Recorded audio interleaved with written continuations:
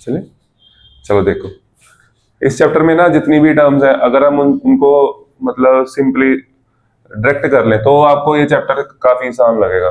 बाकी चैप्टर में भी ऐसे ही होता है, लेकिन जब आप पूरा बेसिक्स करते हो उसमें फिर आप रिवाइज नहीं करते, फिर वो भूल जाती चीजें, समझ गए? तो अभी तो मैं सीधा सीधा करा रहा हूँ, तुम्हें बहुत आसान लगेगा। करें? देखो, हमने पढ़ना था, हमने किया था लास्ट लेक्चर में, क्या किया था, एंथैल्पी चेंजेस ड्यूरिंग रिएक्शन, है ना? तो उसमें सबसे पहले एंथैल्पी आती है बच्चे, एंथैल्पी ऑफ रिएक्शन, उसको ऐसे लिखते हैं, एंथैल्पी ऑफ रिएक्शन को, ठीक है? मैं थोड़ा सा आज हल्का फुल्का उसका थोड़ा सा बता देता हूँ, ज्यादा डिस्कस नहीं करूंगा, क्वेश्चन करेंगे कराऊंगा ना उसमें आ जाएगा, ठीक है? जैसे मान लो ये एनर्जी ग्राफ है, ये इंपॉर्टेंट है ग्राफ दोनों, ठीक है? ये मैंने उस दिन ही बनाए थे। ये है एनर्जी ऑफ रिएक्टेंट्स, क्या है ये, और ये एनर्जी ऑफ प्रोडक्ट्स, ये क्या है, बोलो बोलो। हाँ, देखो इसको मैं ऐसे भी बना सकता हूँ, इसका मतलब क्या है, मेरे पास दो तरह के ग्राफ बच्चे दिख रहा है ना यहाँ पे बोर्ड पे, यहाँ पे कितनी दिख रहा है, यहाँ पे, यहाँ इधर से, यहाँ से यहाँ तक, ये इधर क्या है, ये क्या है, एनर्जी ऑफ रिएक्टेंट्स, ये क्या है, एनर्जी ऑफ, ठीक है? जहां से कुछ नहीं समझ आएगा पूछ लेना, थोड़ा सा मैं हल्का सा फास्ट कराऊंगा, तभी कवर हो गए, ठीक है? देखो, जैसे सिमिलरली मेरे पास एक रिएक्टेंट है, इधर प्रोडक्ट बने, तो एंथैल्पी चेंज होता है, टोटल चेंज कितना आया ड्यूरिंग द रिएक्शन, ठीक है? आया समझ? तो इसको कैसे निकालूंगा विद रिस्पेक्ट टू दिस, तो ये मैं निकालूंगा enthalpy of products minus enthalpy of reactants, ये एंथैल्पी ऑफ रिएक्शन का फॉर्मूला बन जाएगा, समझ गए? मतलब कि रिएक्टेंट्स की टोटल एंथैल्पी क्या थी, प्रोडक्ट्स की टोटल एंथैल्पी क्या है, उनका डिफरेंस कितना है, वही हुआ ना चेंज इन एंथैल्पी, ठीक है? तो इस इधर निकाला मैंने, इधर अगर एंथैल्पी ऑफ रिएक्शन निकालूं तो क्या फॉर्मूला सेम रहेगा, उसमें बस एच की जगह आप ई लिख सकते हो, या इसको भी एच लिखना, एच लिख लो, ठीक है? तो यहाँ फॉर्मूला क्या बना, H P minus same final minus initial, यही होता है। डिफरेंस कैसे निकालते हैं, फाइनल माइनस इनिशियल, ठीक है? अब ये जो टर्म आएगी, ये पॉजिटिव आएगी नेगेटिव आएगी, ग्राफ देख के बताओ।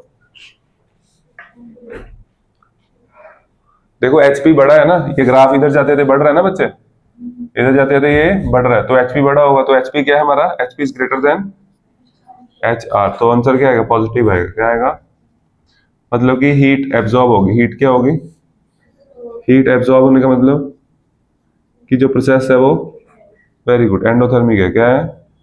तो ये ग्राफ हुआ एंडोथर्मिक का ग्राफ, समझ आया? ठीक है, फिर दूसरा graph, enthalpy of reaction equals to, formula बोलो। ओके, फिर इस बार बड़ा कौन सा, इसको एच कर लो, एच करना है,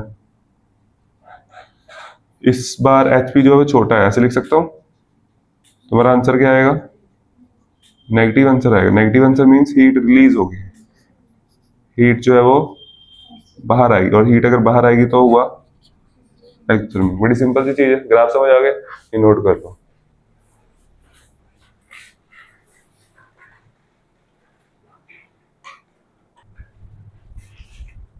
देखो जी, एंथैल्पी ऑफ रिएक्शन पता लग गया, फिर आता है एंथैल्पी ऑफ फॉर्मेशन, क्या आता है, फॉर्मेशन नाम से ही पता लग रहा है कि कोई चीज बन रही है ना? तो किसी भी चीज को, यानी कि किसी सब्सटेंस को, किसी कंपाउंड को बनाने के लिए कितनी एनर्जी चाहिए, उसको बोलते हैं एंथैल्पी ऑफ फॉर्मेशन। रिपीट कर सकते हो, किसको बोलते हैं एंथैल्पी ऑफ फॉर्मेशन, किसी कंपाउंड को बनाने के लिए कितनी एनर्जी चाहिए, है ना? ये एंथैल्पी ऑफ फॉर्मेशन की इनकम्प्लीट डेफिनेशन है। कंप्लीट डेफिनेशन क्या है, कंप्लीट डेफिनेशन है उसका एक मोल बनना चाहिए, जो भी सब्सटेंस बना है उसको कितना अमाउंट बननी चाहिए, ऐसे जैसे मैंने CO2 बनाई मान लो, है ना? तो CO2 44 ग्राम ही बननी चाहिए, कितनी बननी चाहिए? ये नहीं आपको कि सर मैंने 4 ग्राम बनाई है या 80 ग्राम बनाई है, तो उसको आप एंथैल्पी फॉर्मेशन नहीं बोल सकते, ठीक है? ये एक फिक्स अमाउंट क्वांटिटी के लिए आगे समझ, ऐसे जैसे 1 kg है, एक फिक्स क्वांटिटी है, इसी तरह जो एंथैल्पी फॉर्मेशन है पर मोल में चलेगी, एक फिक्स क्वांटिटी के लिए। और उसमें एक चीज और फिक्स की गई कि जो भी सब्सटेंस आप बना रहे हो वो बनना चाहिए फ्रॉम इट्स कॉन्स्टिट्यूएंट एलिमेंट्स। बच्चे किसी को ठंड ठंड तो नहीं लग रही कि कोल्ड कूल ना हो जाए, मौसम में गंदा मौसम है, ऊपर कर दो इसको,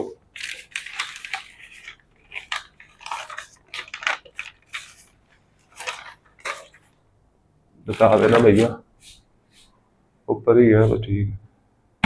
चलें आगे। ये देखो, तो यहाँ पे एंथैल्पी ऑफ फॉर्मेशन माइनस, अगर हमने यहाँ कुछ नहीं लिखा, ग्रेफाइट नहीं लिखा, डायमंड नहीं लिखा, कार्बन ग्रेफाइट भी हो सकता है, कार्बन डायमंड भी हो सकता है, ठीक है। तो अगर कुछ नहीं लिखा तो ग्रेफाइट लेना, मैंने बताया था ना पिछली क्लास में। तो ये आएगा -393 किलो जूल पर, ठीक है। ये एग्जाम्पल भी लिखी थी कोई, एक कितनी एग्जाम्पल लिखी है? एक ये, एक और, अच्छा एक और लिखेंगे, CH4 नहीं, ठीक है, बस 2 लिख ली। मैं लिख देता हूँ फिर वो H2 gas plus half O2 gas give H2O। H2O liquid है ना, एंथैल्पी बोलो।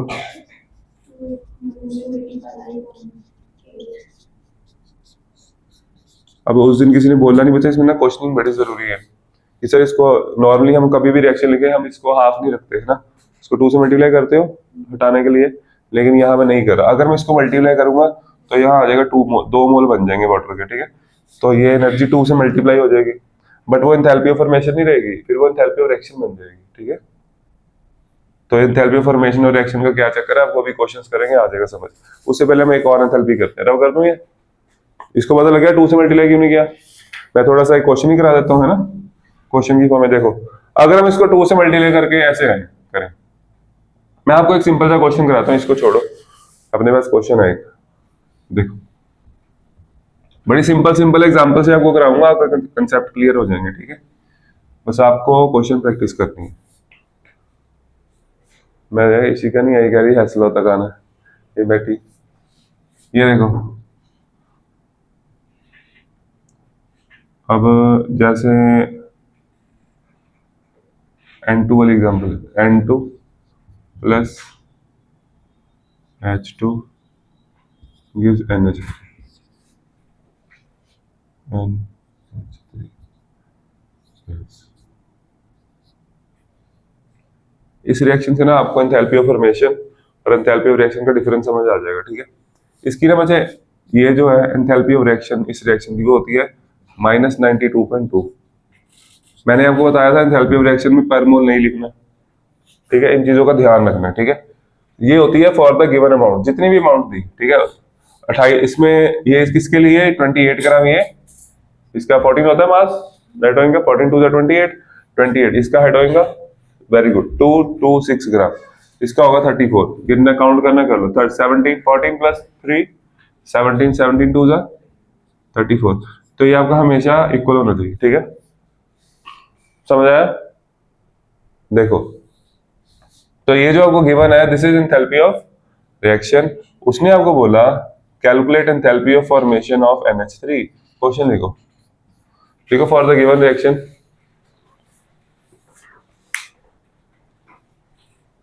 फॉर द गिवन रिएक्शन, ऐसे लिखो for the given reaction, reaction लिख के दिस इक्वल टू दिस, और उसके बाद लास्ट लाइन लिख लो जगह छोड़ के, calculate enthalpy of formation of NH3, calculate enthalpy of formation of NH3। कुछ नहीं होगा, बस कैलकुलेशन इसमें बड़ी हो जाएगी धीरे धीरे, ठीक है। तो कैलकुलेशन भी इतनी औखी नहीं होती। सुनो, वो कहता है for the given reaction enthalpy of reaction equal to this, calculate enthalpy of formation of ammonia, यही बोला है ना। हमारे पास ना एक फॉर्मूला है, तो वो फॉर्मूला कहता है enthalpy of reaction equals to enthalpy of formation of products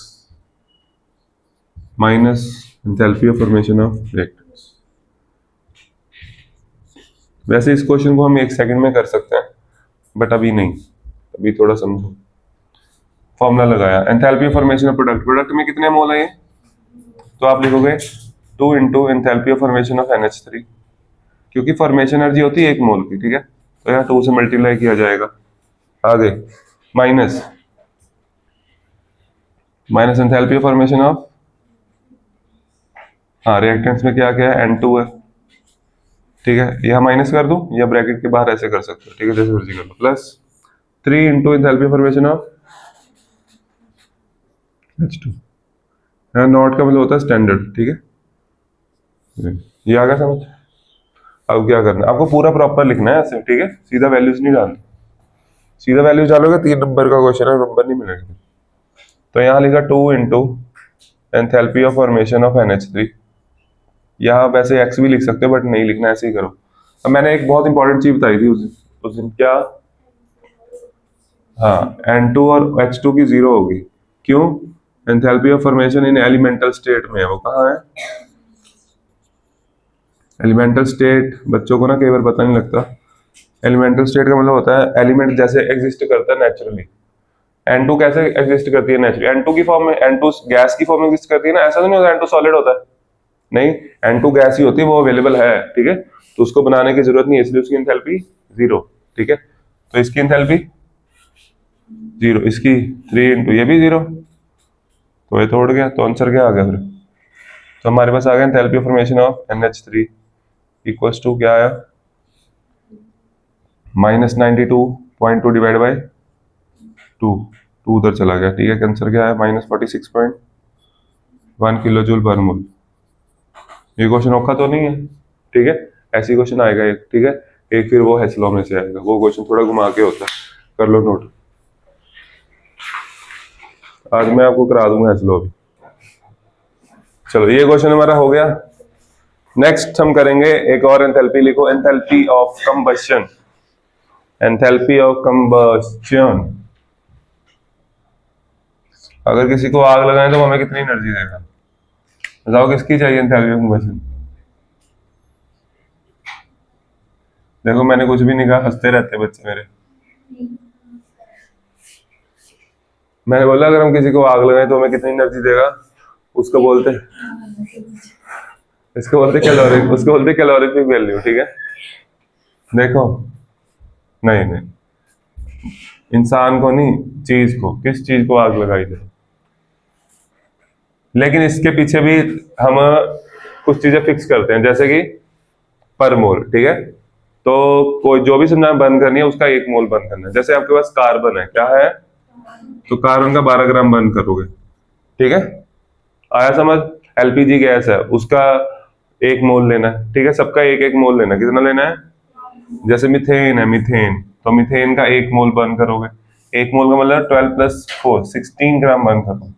तो 16 ग्राम मीथेन बर्न करने पे, 12 ग्राम कार्बन बर्न करने पे, या कोई भी सब्सटेंस बर्न करने में जो एनर्जी रिलीज होती है उसको बोलते हैं एंथैल्पी ऑफ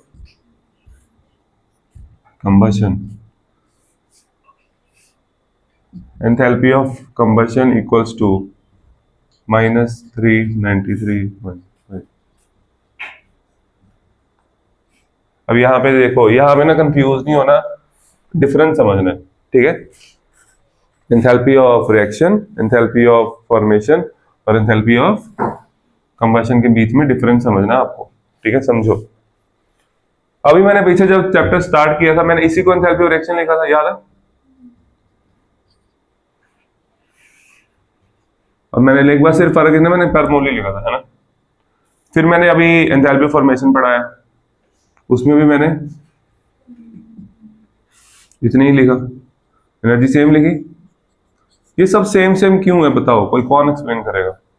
जैसे मर्जी, ये सेम क्यों है? ये फॉर्मेशन एनर्जी किसकी है पहले ये बताओ? फॉर्मेशन एनर्जी है CO2 की। फॉर्मेशन एनर्जी क्योंकि इधर 1 मोल बन रहा है। फॉर्मेशन एनर्जी किसकी है? इन दोनों की तो जीरो है, एलिमेंटल स्टेट में ना वो, ठीक है। फिर आगे इस पे enthalpy of combustion. Enthalpy of combustion किसकी है? कार्बन की। बर्न कौन हो रहा है? कार्बन। तो कार्बन के कितने मोल है उधर? वो भी 1 मोल ही है, तो उसकी भी एंथैल्पी ऑफ कंबशन सेम होगी ना, ठीक है। तो जो ओवरऑल एनर्जी चेंज है, एनर्जी में चेंज कितना है, कितनी एनर्जी हमें मिली या हमें देनी पड़ी, तो वही तो एंथैल्पी ऑफ कंबशन हुआ। मतलब कि कार्बन को बर्न करने में इतनी एनर्जी में इतना चेंज आता है।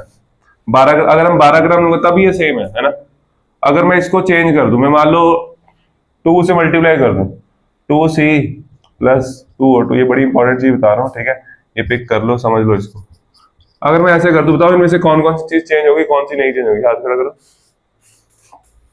एंथैल्पी ऑफ कंबशन चेंज होगी, यस और नो? है, सारी चेंज होगी। एंथैल्पी ऑफ कंबशन सेम रहेगी। एंथैल्पी ऑफ कंबशन क्या रहेगी? ए सेम, क्योंकि वो पर मोल की होती है। 2 मोल की आएगी ना, इंटू 2 नहीं करेंगे, वो तो पर मोल की है। पर मोल की तो उतनी ही लिखेंगे, सिर्फ एक चीज चेंज होगी, क्या?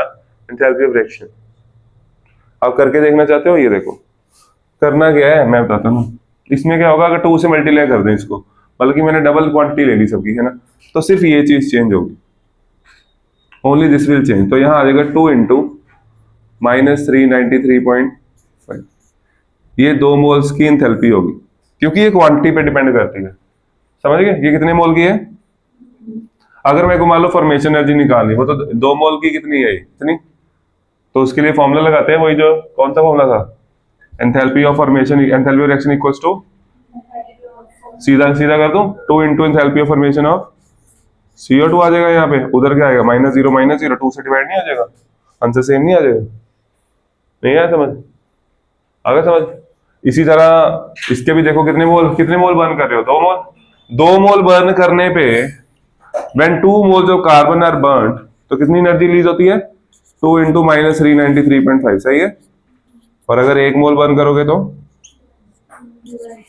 -393.5 डिवाइड बाई 2, तो 2 2 कैंसिल। तो ना ये चेंज होगा ना ये चेंज होगा, सिर्फ ये चेंज होता है अगर हम क्वांटिटी चेंज करते हैं। बात समझ आई। अभी हमने क्वांटिटी 1 मोल रखी हुई है और इसलिए ये सारा कुछ सेम है। अगर मैं उसको थोड़ा सा भी हिलाऊंगा, मैं 1 ग्राम कार्बन को भी बर्न कर सकता हूँ, रिएक्शन तो तब भी होगी, है ना। मैं 120 ग्राम भी ले सकता हूँ, 1000 ग्राम भी ले सकता हूँ, enthalpy of reaction will change, ठीक है। एंथैल्पी ऑफ कंबशन सेम रहेगी, एंथैल्पी फॉर्मेशन सेम रहेगी। मैं ये नहीं कह रहा कि हमें एनर्जी कम मिलेगी, एनर्जी अगर अमाउंट बढ़ाओगे एनर्जी ज्यादा बनेगी, है ना, लेकिन पर मोल की एनर्जी तो उतनी रहेगी, ठीक है। जैसे एक एप्पल है, उसमें जितनी एनर्जी उतनी रहती है, ठीक है, जितनी कैलोरीज है, ये अगर आप 12 एप्पल खाओगे उतनी एनर्जी आएगी हमें। आया समझ, तो कर दूं, तो एक के लिए सेम रहेगा, बाकी के लिए चेंज हो जाएगा। तो एंथैल्पी ऑफ कंबशन क्या होता है, लिखा नहीं ना आपने अभी, डेफिनेशन नहीं लिखी, लिखो। देखो, amount of energy released, amount of energy released when amount of energy released when 1 mole of a substance, when 1 mole of a substance is completely burnt,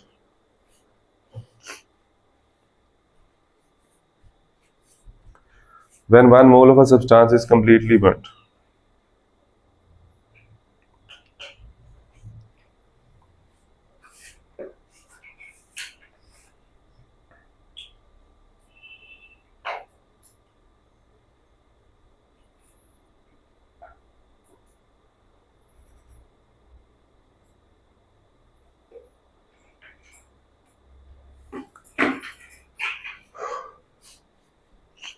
बस ये एग्जांपल है, एक और लिखते हैं,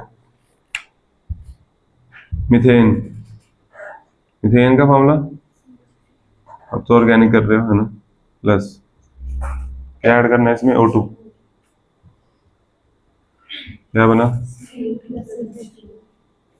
हाइड्रोकार्बन जब बर्न होता है तो CO2 बनती है, और हाँ, फिर आप करोगे बैलेंस, हाइड्रोजन कितने उधर, और जो H2O बनेगा लिक्विड स्टेट में, हाइड्रोजन कितने हो गए, 4, ऑक्सीजन कितने, 2 2 4, यहाँ क्या आ गया, ठीक है।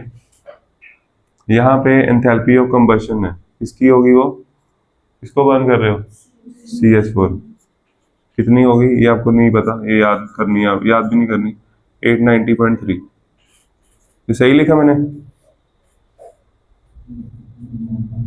हाँ। तो ये जो बेसिक्स है ना, ये आप अगर समझ लोगे तो फिर क्वेश्चन गलत नहीं होंगे, ठीक है, ये नोट कर।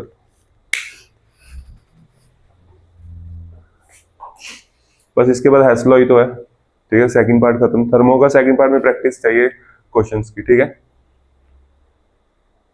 अभी वैसे हमारा बॉन्ड एंथैल्पी रहता है, एंथैल्पी ऑफ न्यूट्रलाइजेशन, इसमें से क्वेश्चन आते हैं, बॉन्ड एंथैल्पी में से टीचर डालते हैं, न्यूट्रलाइजेशन का क्वेश्चन नहीं आता।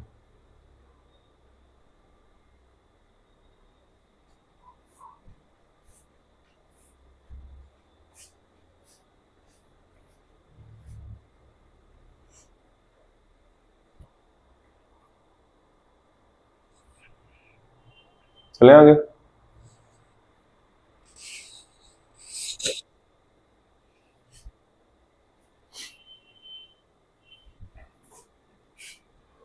देखो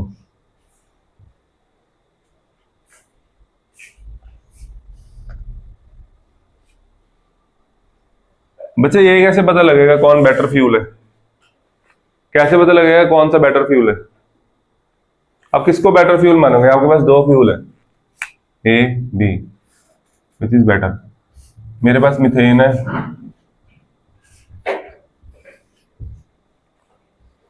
मिथेन ने बनाया CO2 और 2H2, और मेरे पास है ऑक्टेन। क्या है? ऑक्टेन। ऑक्टेन जब बर्न होगा तो एनर्जी मिलेगी। ऑक्टेन का फॉर्मूला बोलो। ऑक्टेन में कार्बन कितने? हाइड्रोजन 2n+2, कितने हो गए?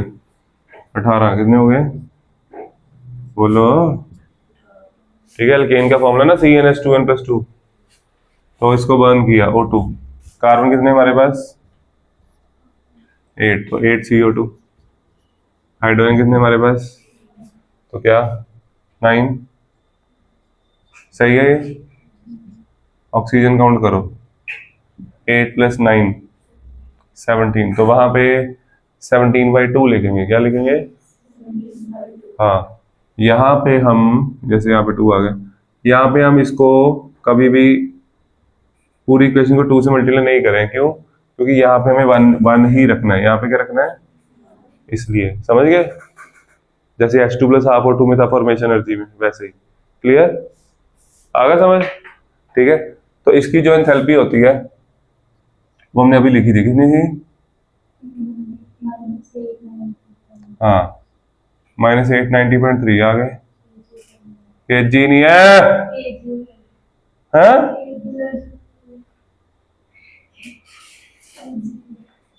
Kg मत लिख देना, मार दूं मैं। ठीक है, डब्बे बड़े मेरे पास बहुत। इधर देखो, चॉकलेट के डब्बे बहुत बड़े हैं। आगे इसकी एंथैल्पी होती है काफी ज्यादा, जैसे कि कितनी होती है? ओ, हाँ, ऑक्सीजन गलत काउंट कर लिए, क्या बात, कोई बात नहीं, सही कर लेते हैं। -5460। ऑक्सीजन कितने? कोई बोला ही नहीं यार। 8 2 16 + 9 25 होता है। कितना होता है? 25/2 आएगा। ओके, -5460 कितनी एनर्जी है? अच्छा, ये समझ आ गया 15/2 कैसे आया? ऑक्सीजन कितनी हमारे पास? 16 + 9 कितना होता है? 25। कितना होता है? 26 होता है। 25, तो यहाँ हम लिखेंगे 25/2। 25/2 लिखेंगे ना। अगर 25 लिखेंगे तो वह 50 हो जाएगा। कितना हो जाएगा? ओके, अब आप देख के बताओ, विच is a better fuel, methane और ऑक्टेन? अभी आपने ये लिखना नहीं था, ये लिखा तो नहीं कुछ? लिख लिया? मैं बोलता ही नहीं, पहले ही लिखने लग जाते। कितनी बार बोल रहा है? 4 महीने हो गए क्लास लगाते हैं, अभी पता नहीं लगा इनको। पहले डेफिनेशन लिखोगे, टॉपिक लिखोगे, क्या फिर लिखोगे? पहले भी आपने वो इक्वेशन लिखी थी ना, एक दो बच्चों ने ऊपर वो क्वेश्चन था। हाँ, वो जो क्वेश्चन बोला था N2 वाला, पहले ही लिखी हुई थी इक्वेशन। चलो कोई नहीं। हाँ जी, which is a better fuel, methane octane? Methane. क्यों मिथेन बोल रहे हो? क्यों? ले, हाँ, उसकी कम है, तो अच्छा, जिसकी जो एनर्जी हमें कम देगा वो बेटर फ्यूल हो गया ना।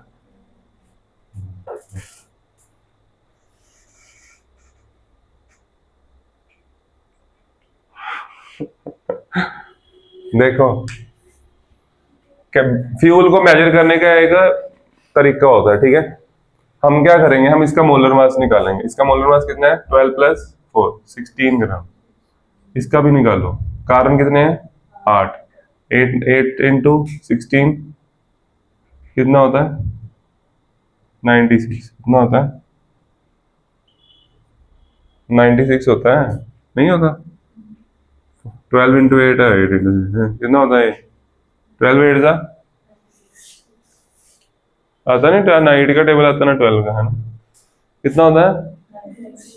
96 + 18 कितना होता है? 114। कितना होता है? इसको देखो, देखने में तो ऐसा लग रहा है कि इसकी एनर्जी ज्यादा बन रही है ना, लग रहा है ना, इसकी एनर्जी ज्यादा है ना।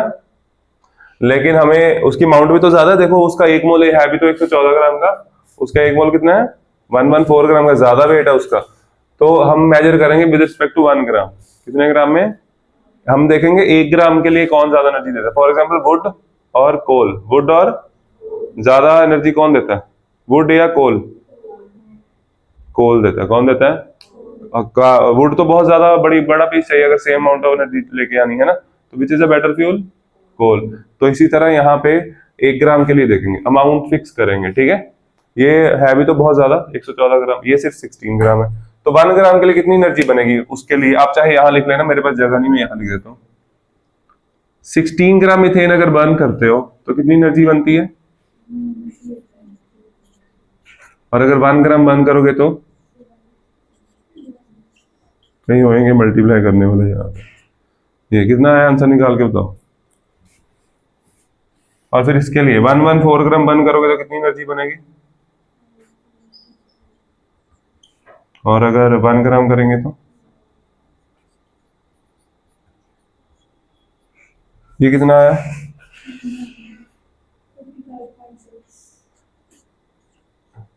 किलो जूल आगे, हाँ देखा पर मोल, यहाँ पे भी पर मोल, ये 1 ग्राम के लिए करने के बाद भी पर मोल ही चल रहा है, पर ग्राम आ जाएगा, क्या आ जाएगा, यही चीजें तो समझनी होती है।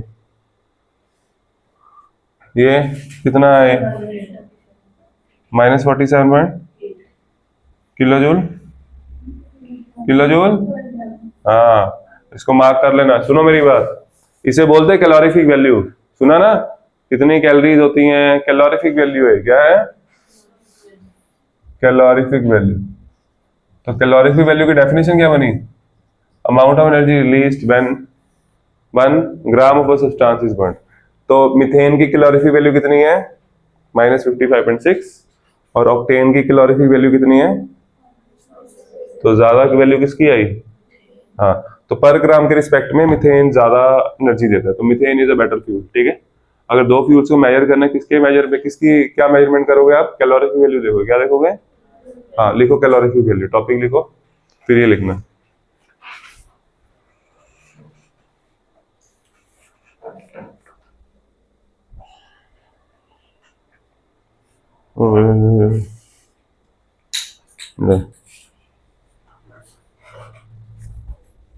जादू कर दिया मेरे पे किसी ने, मेरा सामान गिर गया है। लिखो, लिखो the amount of energy heat produced, the amount of heat produced, पूरी डेफिनेशन लिख ली, अच्छा, the amount of heat produced in calories, in calories bracket में लिखो और जूल्स,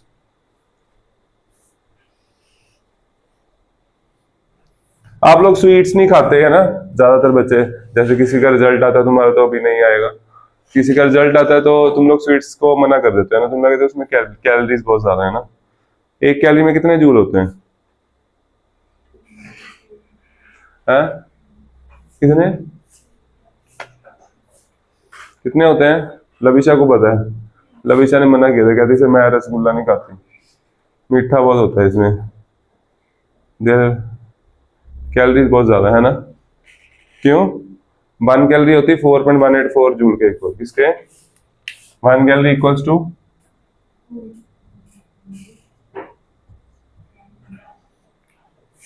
ठीक है, हम डेली लाइफ में कैलोरीज के साथ डील करते हैं, लेकिन है तो एनर्जी का यूनिट है, ठीक है, लिखो the amount of heat produce in calories bracket में लिखो और joules when 1 gram of a substance, 1 gram of a substance,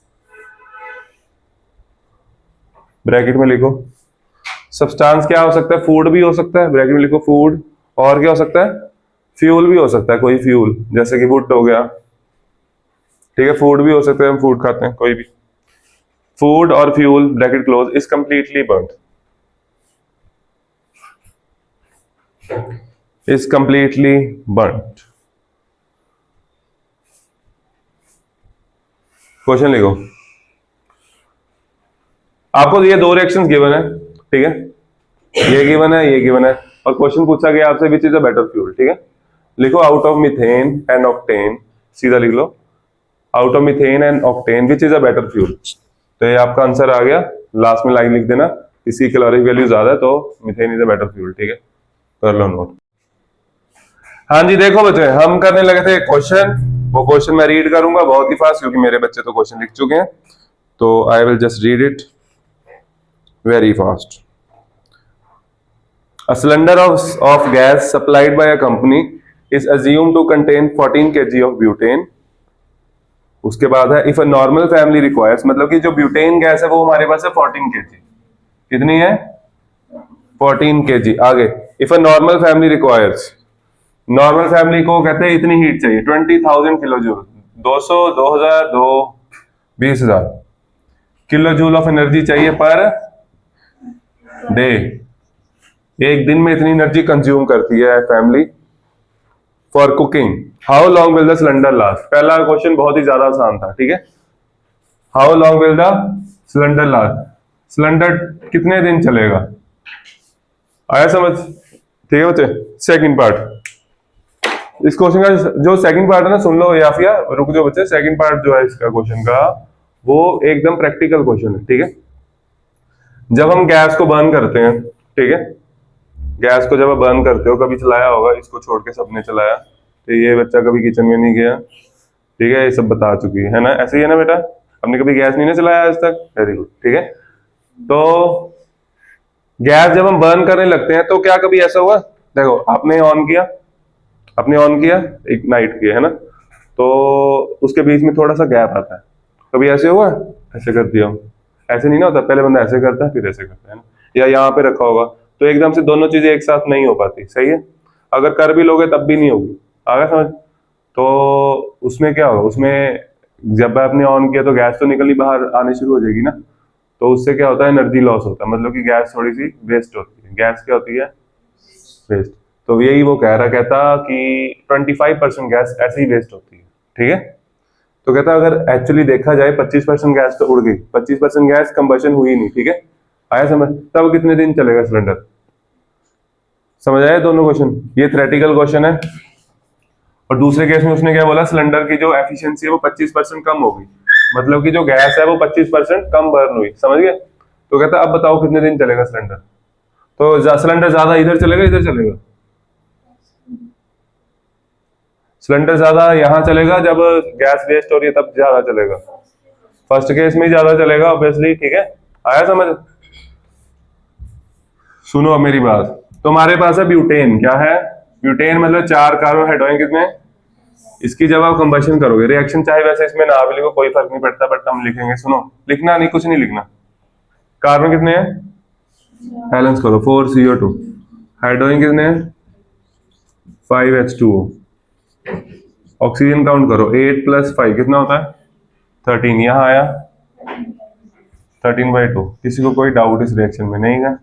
ठीक है। इसकी इंथैल्पी ऑफ कंबशन हमें गिवन है, कितनी? 2658। बच्चे, इंथैल्पी ऑफ कंबशन हमेशा नेगेटिव होती है, ठीक है। यहाँ पे पर मोल लिख लूं क्योंकि कंबशन एनर्जी है, अभी लिखना नहीं बच्चे, इसको समझ लो साथ साथ, ठीक है।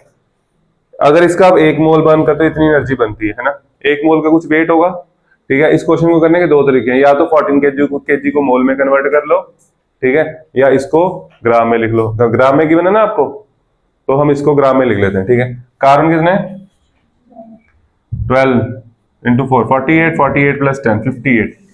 तो इसका मतलब ये हुआ कि अगर 58 ग्राम आप ब्यूटेन बर्न करोगे तो इतनी एनर्जी बनेगी, सही है। तो मैं यहां करता हूं, मतलब कि 58 ग्राम मिथेन बर्न करने पे, ब्यूटेन बर्न करने की कितनी एनर्जी बनती है बच्चे? कंबशन एनर्जी है, बार बार आपको नेगेटिव साइन लिखने की जरूरत नहीं है, अगर लिखना चाहो लिख लो, कोई दिक्कत भी नहीं है, ठीक है। इतनी एनर्जी बनती है। हाँ जी, बिल्कुल बिल्कुल, वेरी गुड।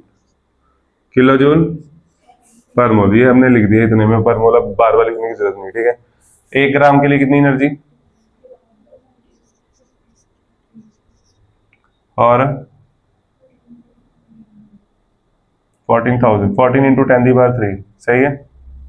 ग्राम में करेंगे ना इसको भी, तो क्या है? -2658। वो ये यहाँ पे ना कंबशन एनर्जी बार बार नेगेटिव लिखने की जरूरत नहीं है, नेगेटिव होती है हमेशा, ठीक है।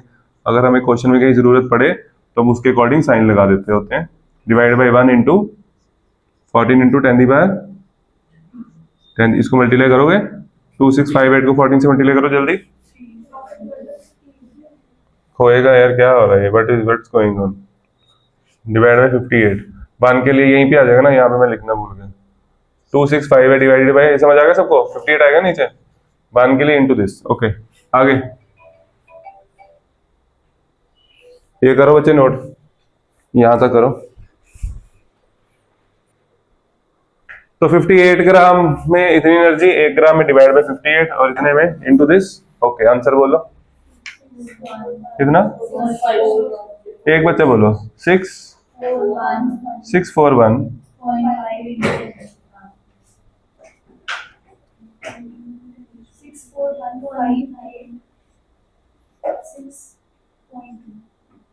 ये कर दिया आपने है ना। ओके ये जूल में आ गया होगा, ये किलो जूल में आएगा, किस में आएगा, क्योंकि वो जो किलो है वो तो हमने हटाया ही नहीं ना, यहाँ पे तो किलो ही है। ठीक है तो ये हमारा आंसर है किलो जूल, मतलब कि सिलेंडर हमें 14 किलो का सिलेंडर हमें इतनी एनर्जी देता है।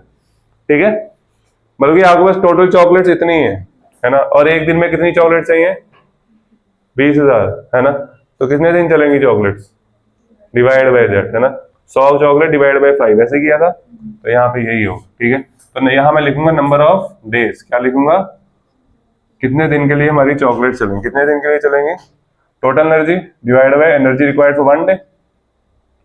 बोलो यस सर, टोटल एनर्जी इतनी है, एक दिन के लिए कितनी, 20,000, इसको डिवाइड करो बच्चे, कितना आया, 32 डेज आ गया, करो नोट, 32 डेज फर्स्ट पार्ट हो गया। इधर देखो, पहले ही बैठ बैठ के थक चुकी है, मजाक करूं, देखो मेरी बात सुनो, इतनी एनर्जी बनी, नंबर ऑफ डेज सिलेंडर चलेगा, दिस डिवाइडेड बाय दिस। ठीक है total energy divide by energy required for 1 day, इसमें फॉर्मूला सिंपल है, यूनिटरी मेथड है। ठीक है टोटल कितनी एनर्जी हमारे पास है, एक दिन की कितनी है, डिवाइड कर देंगे, आगे समझ। फिर यहाँ पे ना जो सेकंड पार्ट है ना इसका, उसको करने का ना बुक में बहुत लंबा मेथड दिया हुआ है, पता कैसे, वो जो आंसर आया था ना आपका, वो था अगर सारी गैस बर्न हो जाए 100% है ना, तो अगर 25% गैस बर्न ना हो तो कितने परसेंट बर्न होगी, 75%। तो टोटल एनर्जी इस बार अगर यहाँ पे हम एक लाइन लिखेंगे कि 25% अगर गैस हमारी बर्न नहीं हुई, तो टोटल जो हमारे पास एनर्जी होगी कितनी बची है ना, टोटल एनर्जी तो बचेगी 75% ऑफ इनिशियल, 75% ऑफ वो कितनी थी वैल्यू, 61 वाली है ना, 641 586.2 ये थी ना, तो इसका 75% करना पड़ेगा, यानी कि 75 divided by this into this, energy आएगी, फिर इस एनर्जी जाएगी यहाँ पे, समझ आया। तो क्वेश्चन देख रहे हो कितना लेंथी हो गया ना, लेकिन हम पता क्या करेंगे, अब जैसे मैंने बोला, मैंने तो कुछ बोला ही नहीं, मैं आगे बोल रहा हूँ,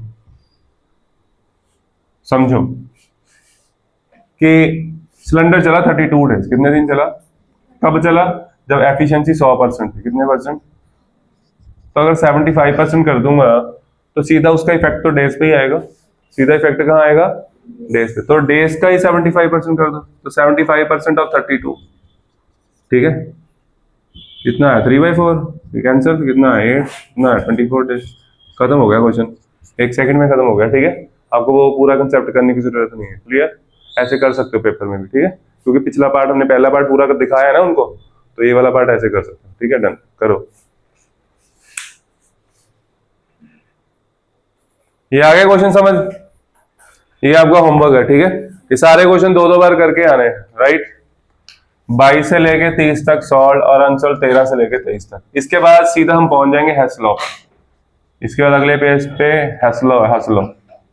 ठीक है आ गया समझ।